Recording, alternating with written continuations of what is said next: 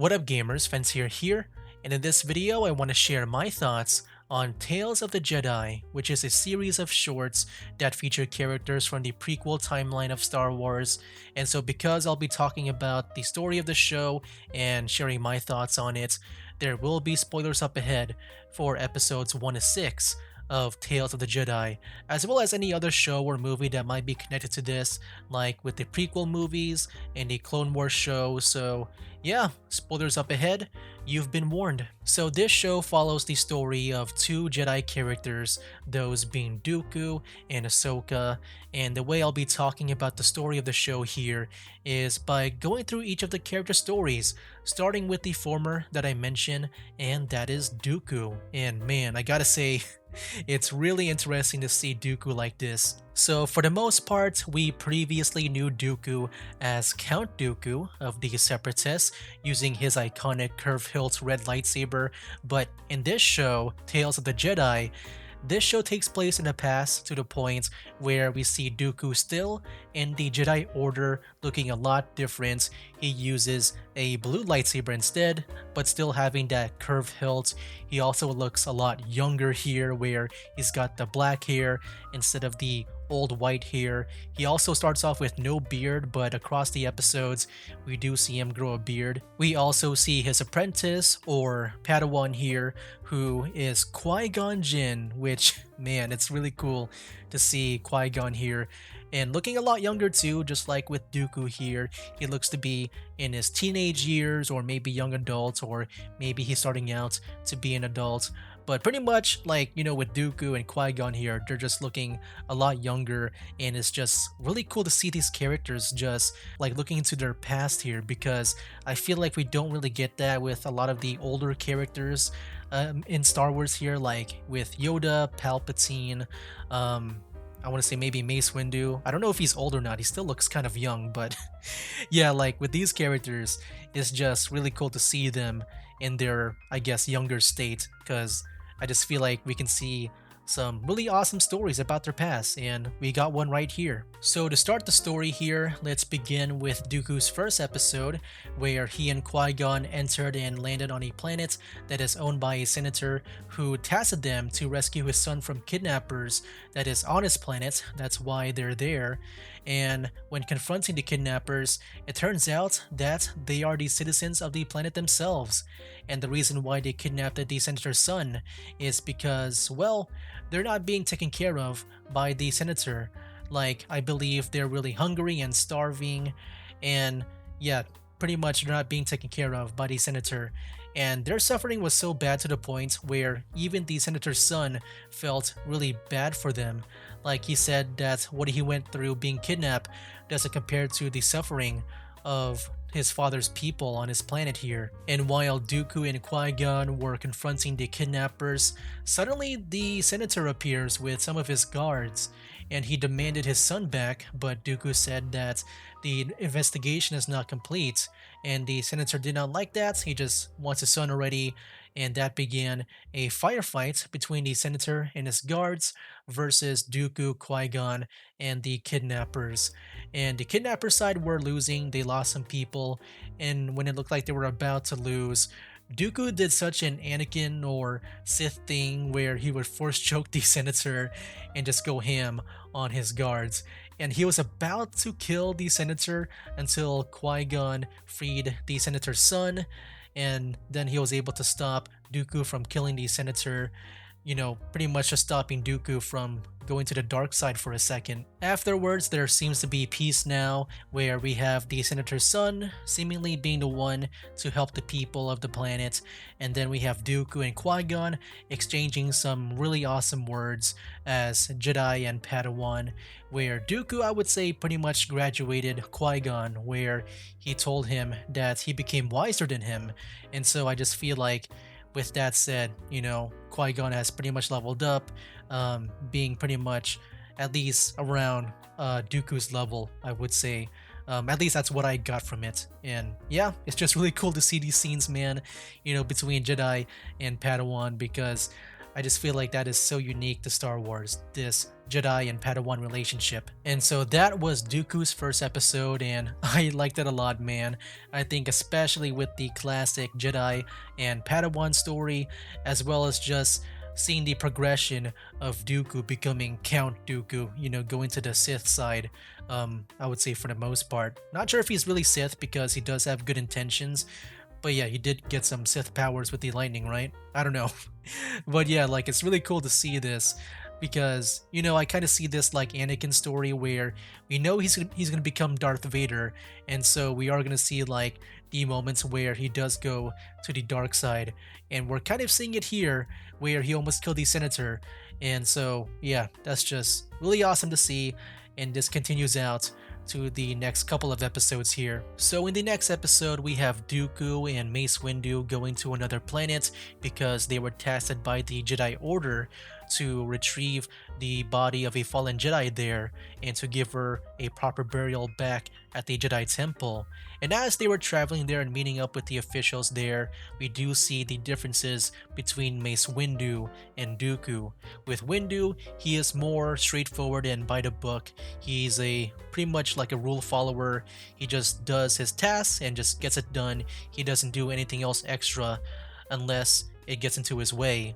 Whereas with Dooku here, he feels like he wants to, avenge the fallen Jedi. He wants to make things right, and it feels like that there might be more than meets the eye. So when Dooku and Windu were inquiring on how the Jedi died, the senator of the planet that was with her, and also some guards that witnessed her death, when they were explaining the story, Dooku and Windu did not buy it. Like, they felt like something fishy was going on, that they're not being truthful, and yeah, their guts were correct, and it turns out that the guards were the one that killed the Jedi.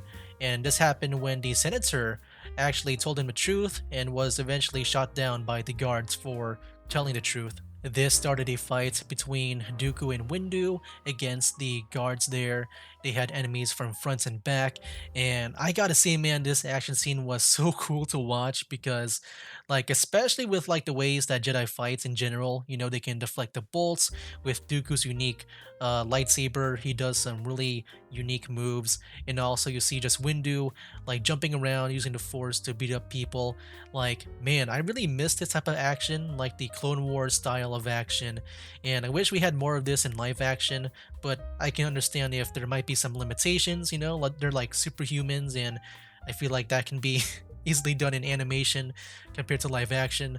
But man, I really do miss this action, man. Like, it's so nice to see because yeah, you can do some really cool like fight scenes with it. But the verdict of the battle was that the Jedi's won and the guards lost, and they even kept one guard alive to explain everything pretty much on why they killed the Jedi and why they were against the senator, even like shooting him after telling the truth.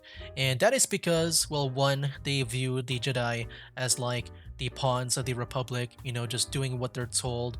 They don't feel like, they can be reasoned with. And two, with the senator, he was actually harming his own planet for his own personal gain.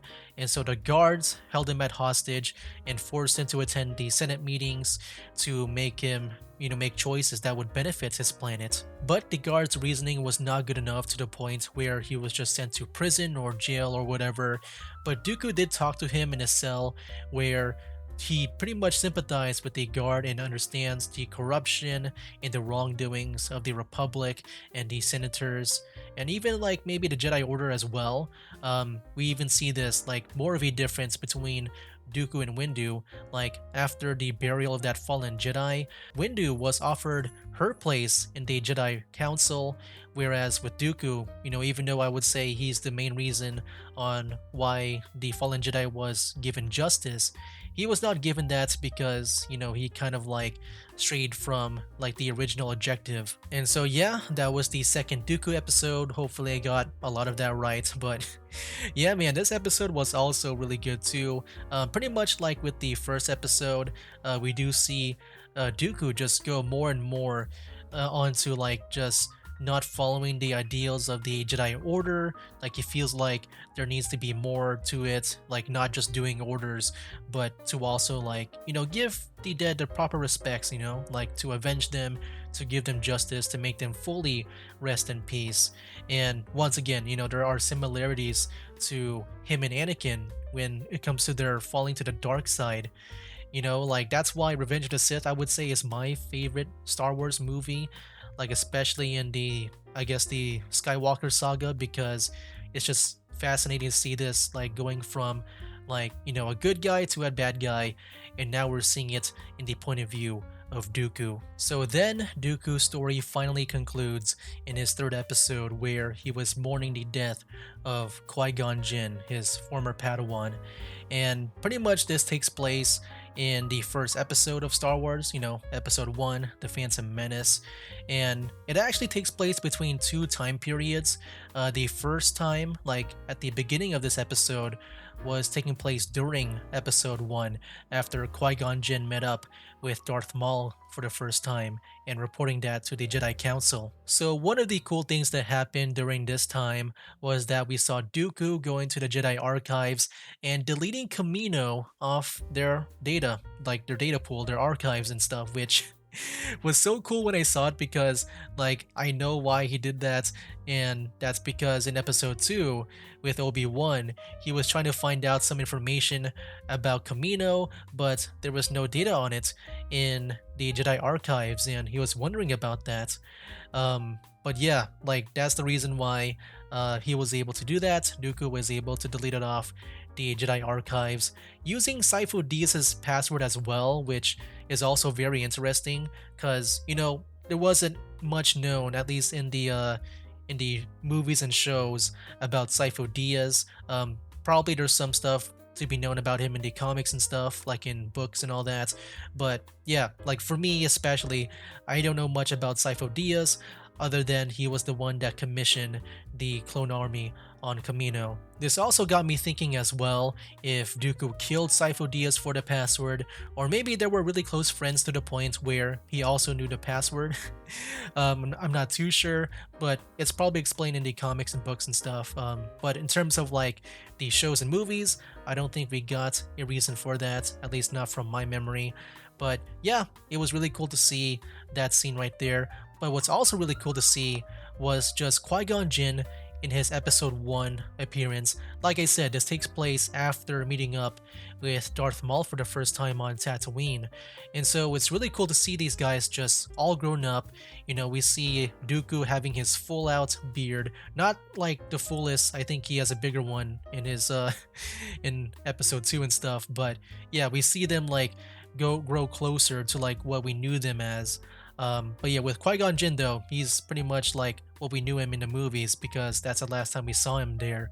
And it definitely hits hard, man, like when we see these guys just talk for the last time before Qui-Gon dies. Like, yeah, it definitely hits hard just seeing Dooku mourn for Qui-Gon, because yeah, this also takes place like after this scene here. There's a time jump where we do get to see Qui-Gon die and Dooku just mourning for Qui-Gon. And I thought this scene of him mourning just was really good, because like especially with the way the scene was shot, it felt very dramatic. It felt very like, I don't know, like slow flowy, like very emotional. Like it gave me that feeling where like, there's like sadness in the air, and you just hear Dooku just talk about the tree that Qui-Gon liked. He was at the tree that Qui-Gon liked and talked about it, because in a planet that is a whole city and just made of steel, just that tree there being like the only thing that resembles nature, like yeah, that definitely hit hard for me, because that's like the only thing that really resembles life, I would say, or like something that feels pure and not industrial. Dooku then went to Palpatine, or in this case Darth Sidious, to express his frustrations, because what he built so far, like with Palpatine, is kind of being destroyed with Qui-Gon here, and he feels really bad and responsible for it.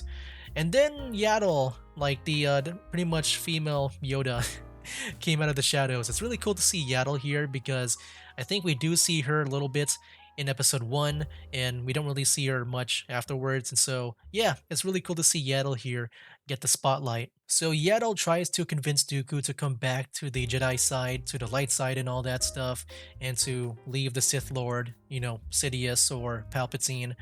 But then Dooku said these two sentences that I really liked it because I feel like it does show him just going from the light side to the dark side, where his first sentence was, "I'm afraid," and then he says, "I'm afraid it is too late." I feel like at that moment, that's when he crossed into the dark side, and then it started a fight. A really cool lightsaber fight between Yaddle and Dooku here.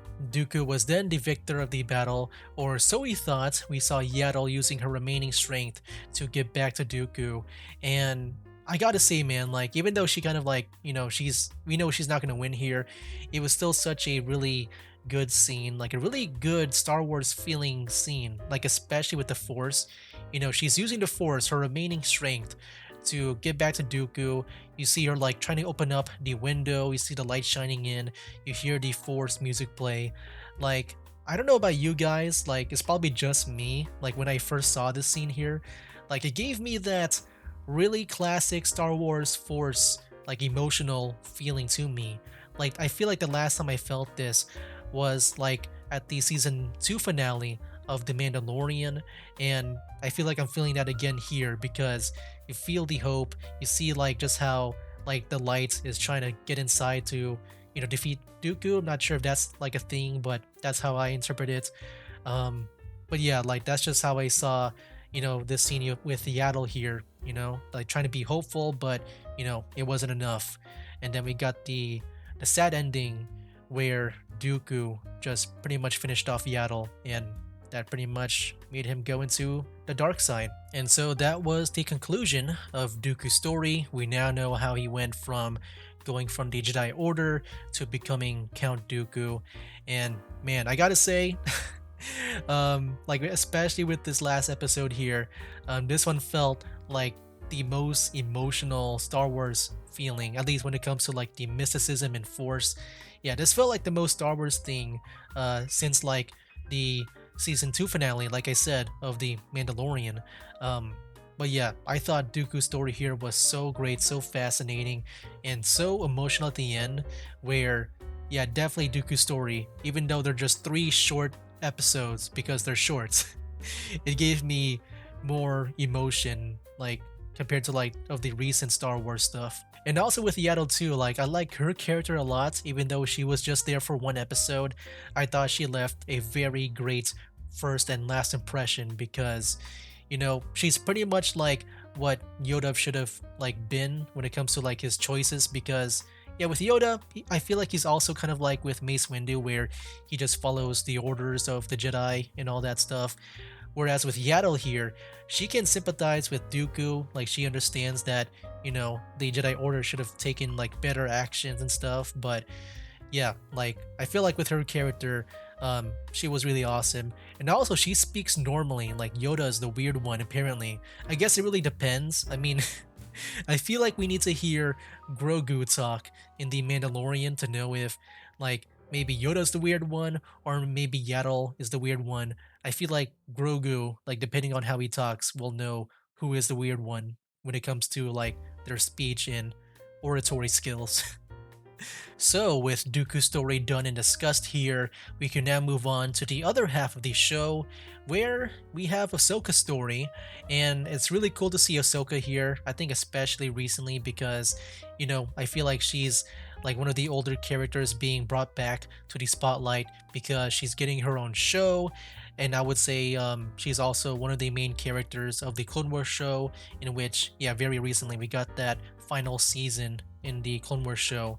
And also, yeah, she's like one of the main characters, I would say, in that show. One of the 3 main characters, I would say, with being Anakin, Obi-Wan, and Ahsoka. I would say, yeah, they definitely have a prominent role there. And Ahsoka being one of the top ones there, it does feel good to just, I guess, be back with Ahsoka, seeing her past, her, I guess, present when it comes to the Clone Wars stuff, and then the future, like after the Clone Wars series. So the first Ahsoka episode here to begin with actually starts in the way past where we get to see her born pretty much. We're going like way back, see her be born, being named Ahsoka, and then there's like a jump cut to like 1 year later where she was then discovered to have force powers. Yeah, there's not really much I feel like I can talk about this episode because it feels very straightforward. Like it kind of feels like a chosen one type episode. And yeah, I would say this episode is my least favorite out of these six, but at the same time, it's not a bad episode. I would say definitely this was a good starting to the series. If this started like later on, I feel like I wouldn't care too much. But I think even though it, like I said, even though it is my least favorite episode, I thought it was still good. You know, such a really good like starting point to see Ahsoka, how she began. I kind of wish that we saw her with the deleted scene stuff, like or deleted story content with her and Plo Koon, because I believe Plo Koon was the reason why Ahsoka joined the Jedi Order. But yeah, instead I guess we got something different, or maybe that happens like later on, like maybe Plo Koon went to her village and that's when it happened. Yeah, I'm not sure. But yeah, I would say the first episode here, I don't have much to say about it because, to be frank, I'm not that into it. I didn't really care too much about it, but I thought it was a good episode overall to like get things started. Because yeah, for the most part, I am more interested in the next two Ahsoka episodes. Now moving on to the next Ahsoka episode, in which I would say this is my favorite Ahsoka episode. And in this episode, we see Ahsoka here training at the Jedi Temple. She's taking a test, and we see like a bunch of other Jedis around her that we've known in the Clone Wars show, as well as one from the Rebels and Bad Batch and one of the ending episodes in the Clone Wars show. Like, if you know who I'm talking about, you know who I'm talking about. I don't want to give the spoiler here. But yeah, Anakin walks in, sees the test that Ahsoka is taking, and yeah, Anakin was just not impressed by it. Anakin was criticizing the training methods of the Jedi because he said that they were training them to take on droids and not like more formidable foes like the clone troopers, in which, yeah, Anakin made Ahsoka train against clone troopers because they are way better than the droids that they usually fight. So for the most part, that was pretty much the whole episode here, where we get a training montage of Ahsoka just fighting against the clone troopers. And this proved to be very effective when, at the very last scene of this episode, we jump cut to a scene back in the Clone Wars where Ahsoka survived Order 66. We see her with Rex, who got the mind control chip out of him. But yeah, that's the reason why Ahsoka survived Order 66. It's because of the training that Anakin gave her. And I gotta say, I like this episode a lot. I like the training montage.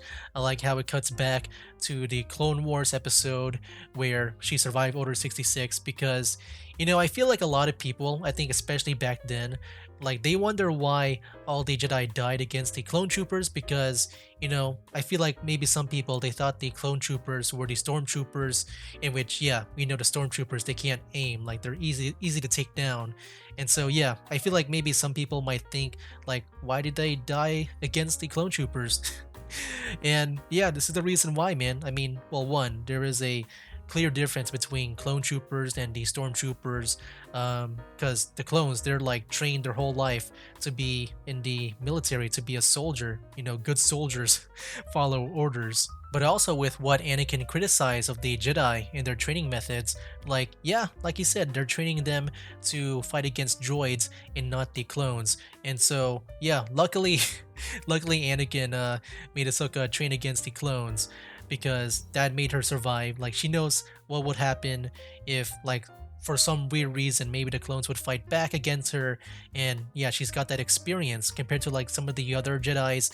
They don't expect that. They expect the clones to be loyal and stuff.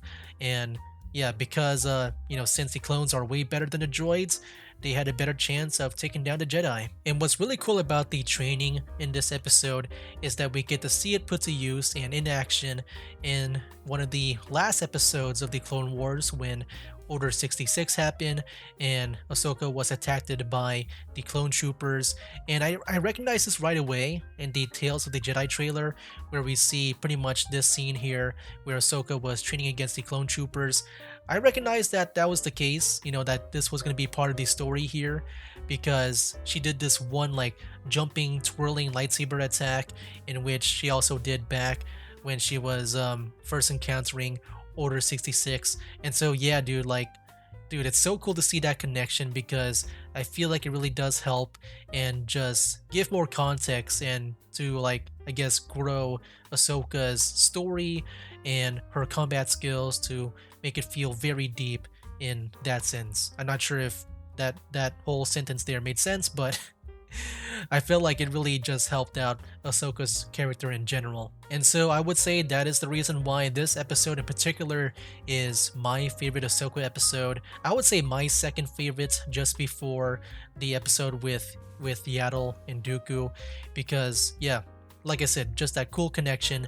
I think it really helps out with the Ahsoka character and to really help just justify her combat skills, because I think over the course of the Clone Wars series, we do see her just grow from pretty much like an amateur, an apprentice, to pretty much, I would say, like a master, like very much an expert right now. And then finally we get to the last Ahsoka episode, where she is now in hiding. At first she attended the Padme funeral to, I guess, say goodbye to her friend one last time.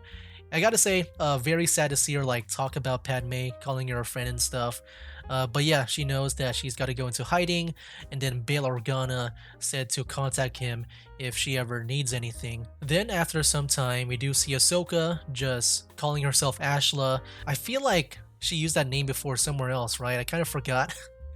But yeah, something like somewhere in the Clone Wars series, I feel, is when she used that name. But yeah, she was known as Ashla when she was in hiding. She was in this village just working on a farm, and she saved someone for being crushed by some hay. But she had to use the Force to do it. The person that she saved saw her do that, and so yeah, she knew that she was a Jedi, pretty much like the person that got saved by Ahsoka. But also the brother, in which I think it's the brother, but yeah, the brother, I think, of the person that Ahsoka saved, also found out that Ahsoka was a Jedi after hearing like the person that Ahsoka saved and Ahsoka herself like talk to each other, talking about how, like, she's a Jedi and stuff. Yeah, that's how he found out. And because he's more on the Empire side of things, he did let the Empire know that there is a Jedi at their farm there, which is Ahsoka, as mentioned before. But yeah, the thing is that Ahsoka wasn't there by the time the Empire arrived, or I guess the Inquisitor arrived. I didn't see any other enemies there. It was just like one Inquisitor there. And so when the Inquisitor arrived at the farm and seeing no Jedi there, yeah, we just saw like the whole village like burn down as soon as Ahsoka returned to the farm there. And yeah, as that brother guy character was about to get killed, we do see Ahsoka there use her Force powers to save him. And then yeah, that's how the Inquisitor knew that there is a Jedi there and started to fight Ahsoka. So then Ahsoka and the Inquisitor started fighting, in which I gotta say is very disappointing. If there's one negative I have with the show, it would be this fight, because it felt like it had just happened so fast. I just felt like this scene should have been a lot longer. I think especially with like how cool this Inquisitor looks with his mask and stuff. Yeah, I feel like this fight should have been a lot longer, but I understand if it's short because, well, it is a short. But yeah, I don't know. I mean, maybe around the length of like with Yaddle and Dooku. I kind of wish she would like whip out her lightsabers, but she didn't have them for some reason. But yeah, I feel like she would have her lightsabers. I mean, I remember back, like in Jedi Fallen Order, like even with Cal, he still had his lightsaber there. Yeah, don't know the reason why she didn't have it there. But I wouldn't say that would take away from the story. It would be like more of a nitpick for me, and so I would say that doesn't really affect my score of the show overall. But yeah, after the fight, Ahsoka won. She called Bail Organa to get the people out of there, because now the Empire knows about the the village and why this Inquisitor did not return. And so yeah, she was able to get like the survivors out of there, and she goes back into the fight, in which I'm guessing that's when she becomes Fulcrum. So this episode I also liked a lot because, we do see like the life of a Jedi who survived Order 66 and is in hiding and stuff. And so, yeah, I do like it. Like I said, I do wish the Inquisitor fight was, a lot more epic and longer because, yeah, all she did was like dodge a few attacks and just grab the Inquisitor's lightsaber and just stab him with it.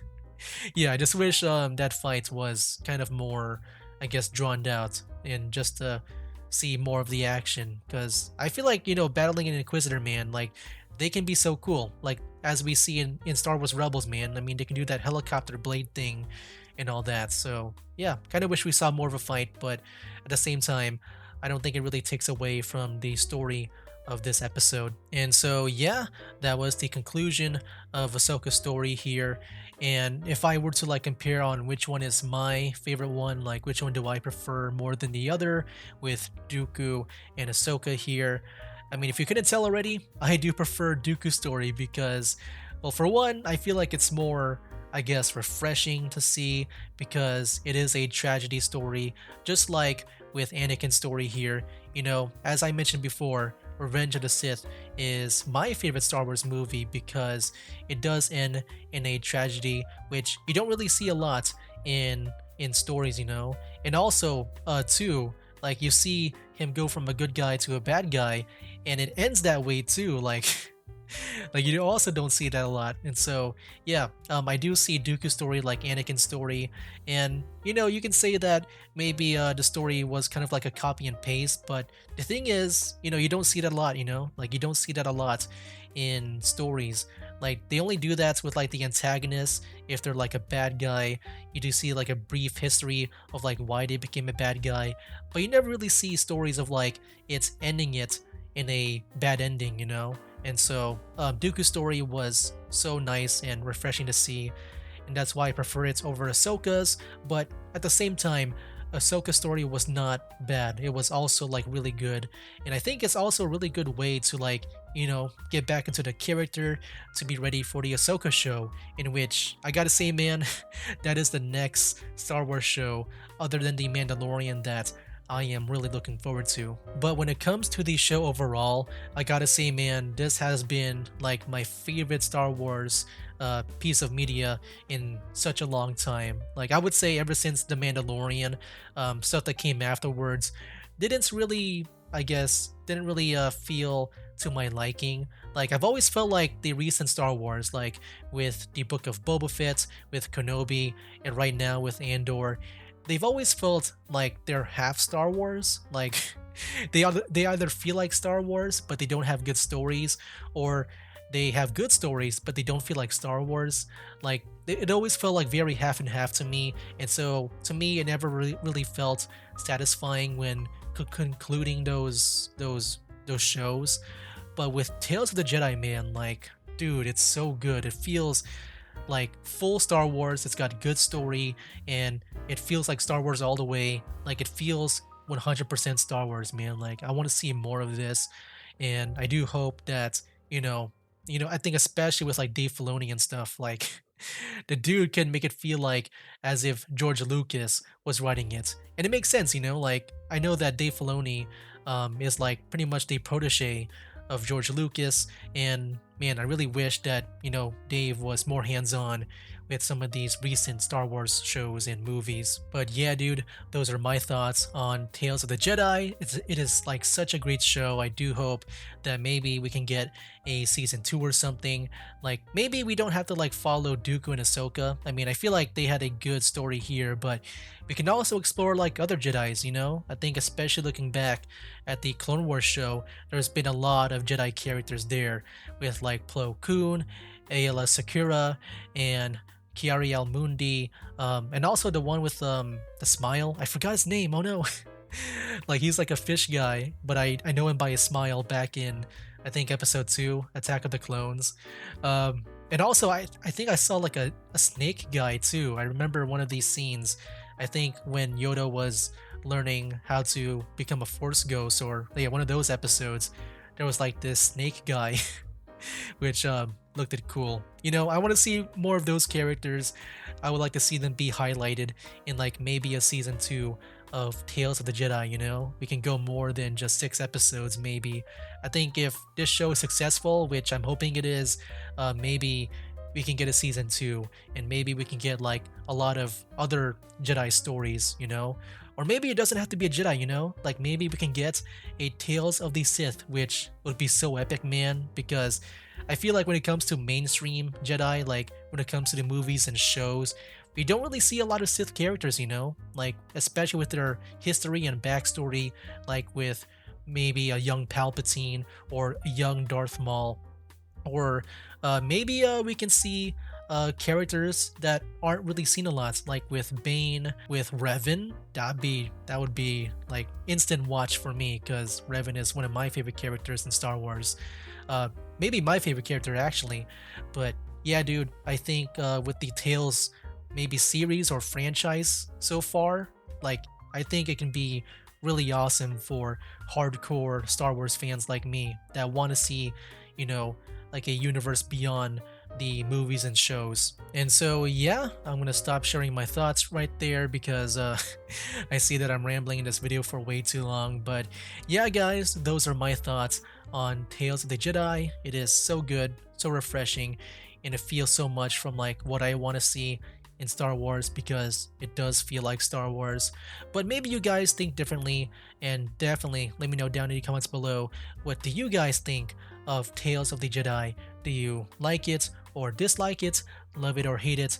Let me know down in the comments below. I pretty much want to hear from all sides, because I'm also pretty curious to hear, like, maybe why some people might not like this show.